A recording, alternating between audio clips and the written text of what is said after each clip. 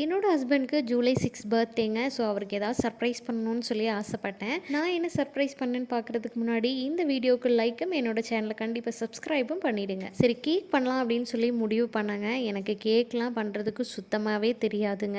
யூடியூப்பில் சர்ச் பண்ணும்போது நிறைய பேர் ஓரியோ கேக் தான் ஈஸியாக பண்ண முடியும் அப்படின்னு சொல்லி சஜஸ்ட் பண்ணியிருந்தாங்க. ஸோ அதனால் இந்த கேக்கே பண்ணிடலான்னு சொல்லி டிசைட் பண்ணாங்க. இந்த கேக்கோட அவுட்புட் எப்படி வந்ததுங்கிற இந்த வீடியோட லாஸ்ட்டில் சொல்லியிருக்கேன். கண்டிப்பாக ஃபுல்லாக பாருங்கள். ஃபஸ்ட்டு இந்த கேக் பண்ணுறதுக்கு ஓரியோ பிஸ்கட்டில் இருக்கிற பிஸ்கட்டையும் உள்ளே இருக்கிற க்ரீமையும் தனித்தனியாக பிரிச்சுடணுங்க. பிரிச்சுட்டு இந்த மாதிரி பிஸ்கட்டை பொடி பொடியாக கட் பண்ணிடணும். கட் பண்ண பிஸ்கட்டை இந்த மாதிரி மிக்சி ஜாரில் போட்டு எவ்வளோ ஃபைன் பவுடராக அரைக்க முடியுமோ அந்த மாதிரி அரைச்சி எடுத்துகிட்டு வந்துடுங்க.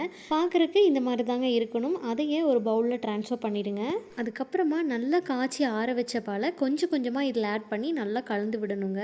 கூடவே ஒரு ஸ்பூன் பேக்கிங் பவுடரும் ஆட் பண்ணிக்கணும். திரும்பவும் இருக்கிற பாலை கொஞ்சம் கொஞ்சமாக ஆட் பண்ணி நல்லா கலந்து விட்டுக்கணுங்க. நான் வந்து 1/2 லிட்டர் பாலை காய்ச்சி எடுத்துருக்குறேங்க. ஆனால் எனக்கு அவ்வளோ பால் தேவைப்படலை. கேக் பேட்டரோட கன்சிஸ்டன்சி, அதாவது இந்த மாதிரி வந்த உடனே நான் பால் ஊற்றுறத ஸ்டாப் பண்ணிட்டேங்க. கேக் பண்ணுறதுக்கு ஒரு பேன் எடுத்து அதில் பட்டரோ இல்லை ஆயிலோ போட்டு ஃபுல்லாக ஸ்ப்ரெட் பண்ணி வச்சுருங்க. கூடவே கோதுமை மாவு இல்லைன்னா மைதா மாவு, இந்த ரெண்டில் ஏதாவது ஒரு மாவை யூஸ் பண்ணி அந்த பேனை டஸ்ட் பண்ணிவிட்டு கேக் பேட்டரை அதில் ட்ரான்ஸ்ஃபர் பண்ணிவிடுங்க. நான் வந்து இன்றைக்கி கோதுமை மாவில் தாங்க ஸ்ப்ரெட் பண்ணியிருக்கேன்.